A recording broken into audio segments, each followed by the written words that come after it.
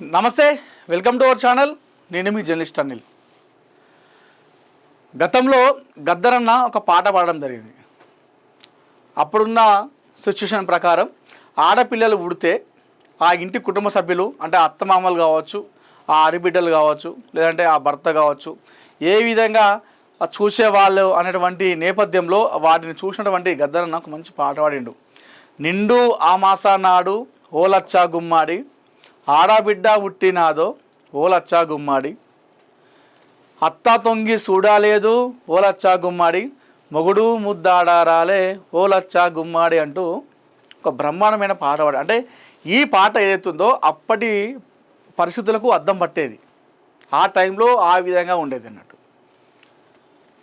అయితే అప్పుడున్నటువంటి పరిస్థితి ఏదైతుందో అది ఇప్పటికీ కూడా కొనసాగుతూనే ఉందని చెప్పుకోవాలి. ఇటీవల కరీంనగర్లో, జూబ్లీ నగర్లో ఇద్దరు ఈ అభం శుభం తెలియని ఈ చిన్నారులను హత్య చేసిన ఘటన తర్వాత ఆ గద్దరన్న పాడిన పాట ఇప్పటి ఈ పరిస్థితికి అద్దం పడుతుందని చెప్పుకోవాలి.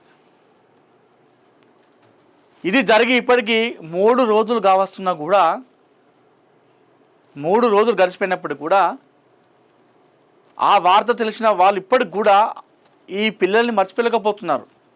ఈ విధంగా ఎట్లా చంపారు, అసలు ఇంత చిన్న పిల్లల్ని ఏ విధంగా నీకు చంపాలనిపించిందిరా విధవా అంటూ ఇప్పటికి కూడా యాద్ చేసుకుంటున్నారు. ఇంకా వాళ్ళ కుటుంబ సభ్యుల పరిస్థితి మనం చెప్పలేం.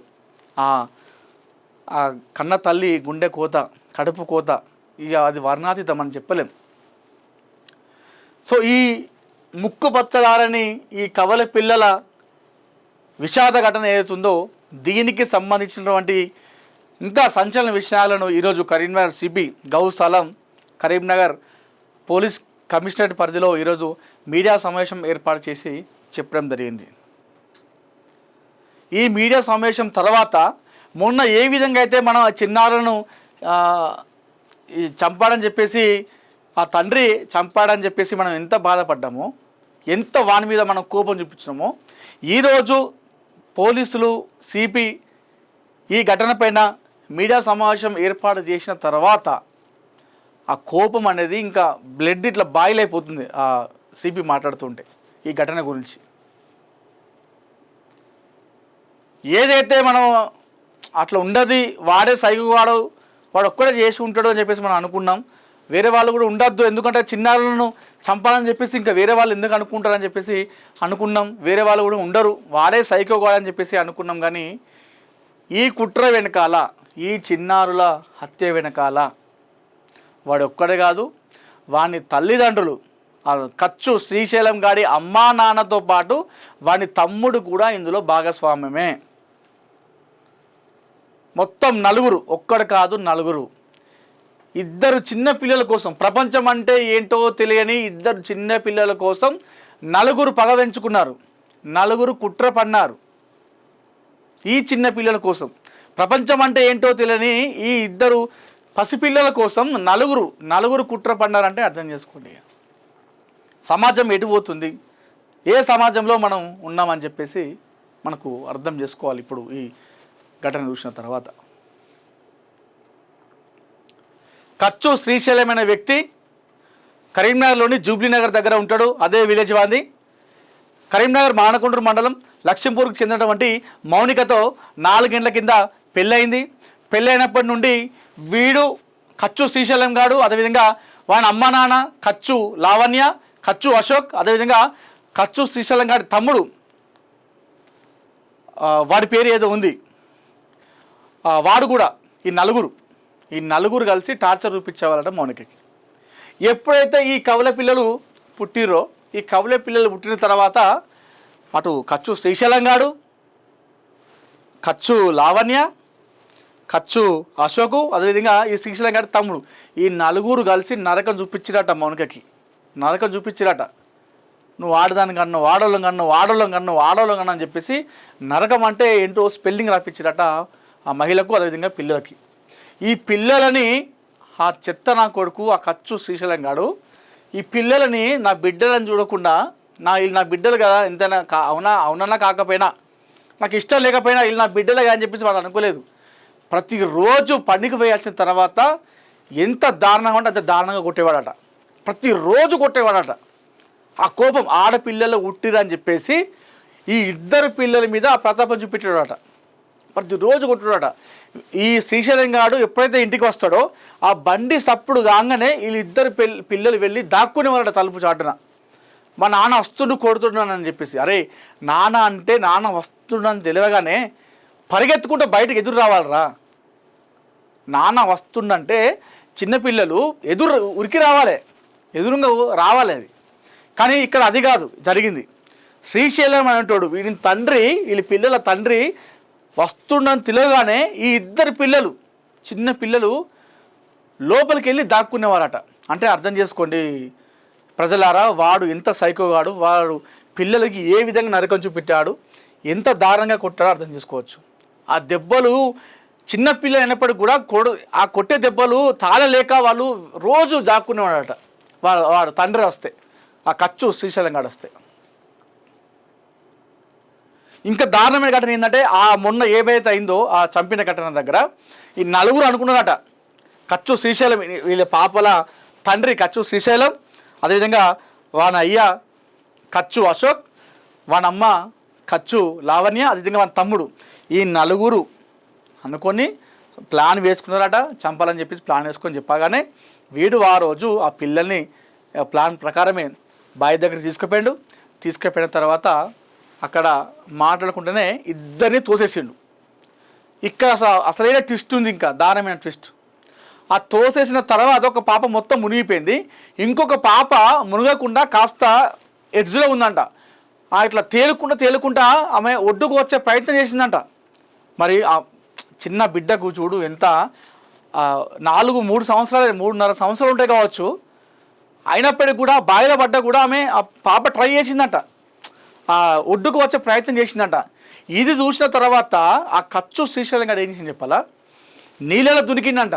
ఈ పిల్ల ఏడ బతుకుతుందో, ఒక పాప మునిగిపోయింది, ఇంకొక పాప ఉన్నది, ఈ చిన్న బిడ్డ ఇంకొక చిన్నారి కొట్టుకుంటానని చెప్పేసి ఈమె ఎక్కడ బతుకుతుందో అని చెప్పేసి వాడు నీళ్ళకు దూకి ఆ పాపను నిర్దాక్షిణ్యంగా ముంచి చంపేసి ఏం చేసిండు, ఆ పాపను కాపాడినట్టుగా, అప్పటికే చనిపోయింది, ముంచి చంపేసి అక్కడ పైకి తీసుకొచ్చి నేనే ఓ అని మొత్తుకున్నాడంట ఆ పాపని.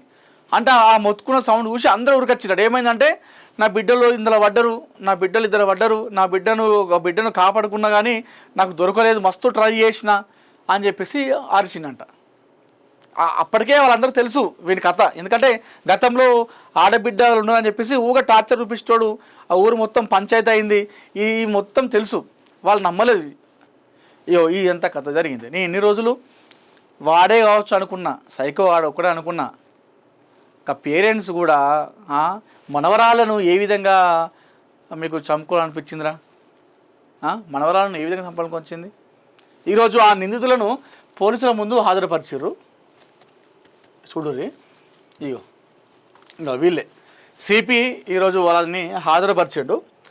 వీడు శ్రీశైలం గాడు, వాళ్ళ అయ్య, వాళ్ళ అమ్మ, ఈ తమ్ముడు, ఈ నలుగురా. ఈమె కచ్చు లావణ్య, ఎవరైతే ఆ చిన్న పిల్లలు ఉన్నారు కదా, ఆ చిన్న పిల్లల నానమ్మ ఆమె. ఈమె చేసిన సొక్కం పని అని చెప్పేసి దండం పెడుతుంది. మరి ఈమె ఎమ్మెల్యే అనుకుంటుందా లేకపోతే సర్పంచ్ తీసుకుంటుందా అర్థం తెలియదు, కానీ ఆమె చేసిన ఘనకార్యం చేసినా అని చెప్పి ఆడ పోలీసుల వెనుక వచ్చి దండం పెడుతుంది. నువ్వు ఏం పని చేసినావమ్మా, నువ్వు మంచి ఘనకార్యం చేసినా అని చెప్పేసి ఇంకా దండం పెడతాను. ఇంకా దండం చూడు ఇంకెట్లా పెడతాను, సిగ్గు లేకుండా ఏం లేకుండా ఏ విధంగా దండం పెడతాను చూడు. చిన్న బిడ్డలను చంపేసింది.